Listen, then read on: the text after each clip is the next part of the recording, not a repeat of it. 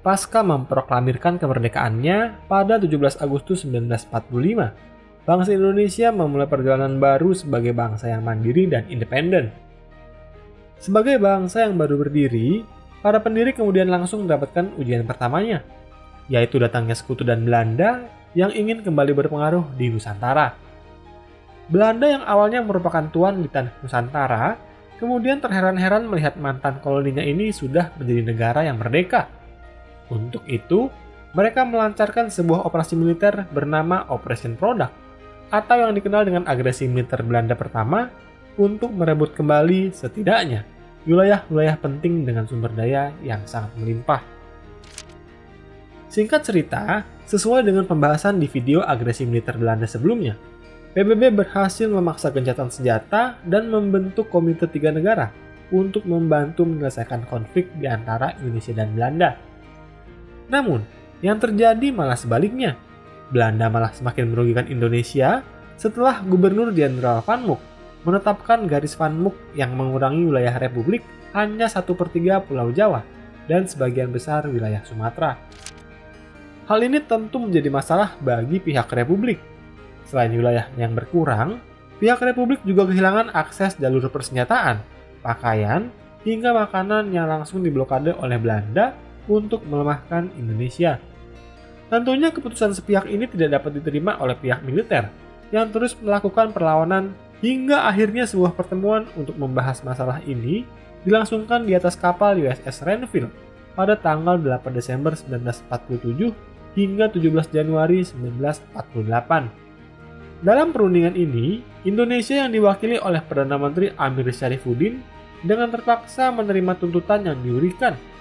Hasil dari perundingan ini menyatakan bahwa Belanda hanya mengakui Jawa Tengah, Yogyakarta, dan Sumatera sebagai wilayah Republik. Ditetapkannya garis Van Mook atau demarkasi yang membatasi wilayah Republik dan Belanda, serta perintah penarikan TNI dari wilayah Jabar dan Jatim ke wilayah Republik yang diakui Belanda. Kembali, hal ini dengan sangat terpaksa dilakukan oleh pihak Republik agar perjuangan tetap bisa dilakukan sambil mengumpulkan dukungan internasional. Bisa dibayangin ya guys, gimana pusingnya para pendiri bangsa ini. Penarikan TNI dari wilayah kependudukan kemudian memaksa banyak pasukan Republik yang masih tersebar di Pulau Jawa harus melakukan long march ke wilayah Republik yang salah satunya dilakukan oleh Divisi Siliwangi. Hal ini tentu saja tidak bisa diterima oleh beberapa pihak yang terus mempertahankan posisinya dan terus memberikan perlawanan. Salah satunya adalah apa yang dilakukan oleh Kartosuwiryo yang kemudian mendirikan negara Islam Indonesia di wilayah Jawa Barat. Melihat perlawanan masih muncul di berbagai daerah, Belanda kemudian melihat aksi ini sebagai bentuk pelanggaran gencatan senjata sekaligus justifikasi untuk kembali menyerang Republik, tentu dengan harapan bisa menghancurkannya untuk selama-lamanya. Dalam pertempuran, segala informasi menjadi penting untuk menetapkan strategi.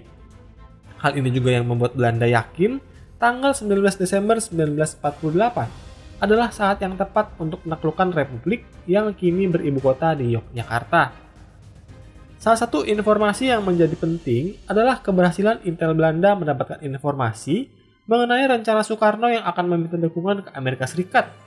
Belanda kemudian yakin bahwa kemenangan akan ada di depan mata jika rencana tersebut bisa dihentikan.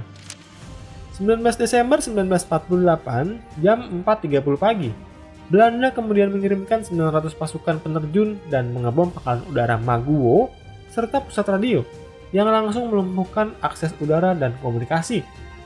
Setelah pangkalan udara berhasil diamankan pukul 8.30, Jenderal Spoor memerintahkan seluruh pasukan Belanda yang ada di batas garis Van Mook untuk menyerang ke dalam wilayah Republik. Militer Republik pun bukan tanpa perlawanan.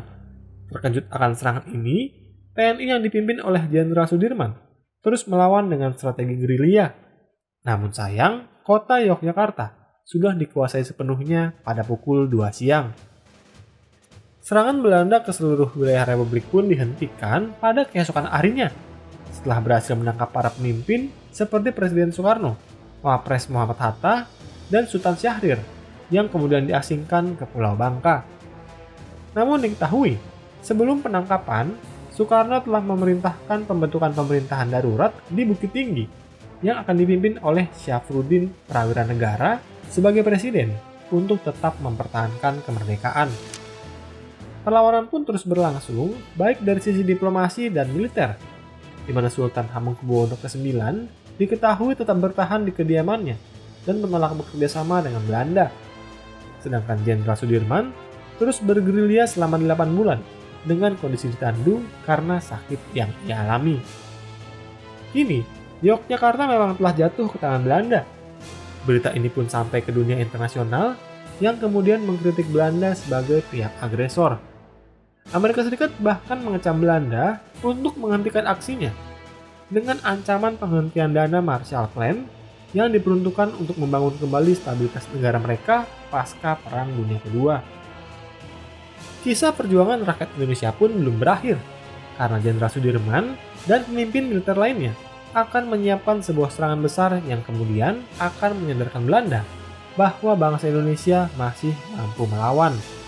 Serangan apakah yang dimaksud? Tunggu di konten mendatang.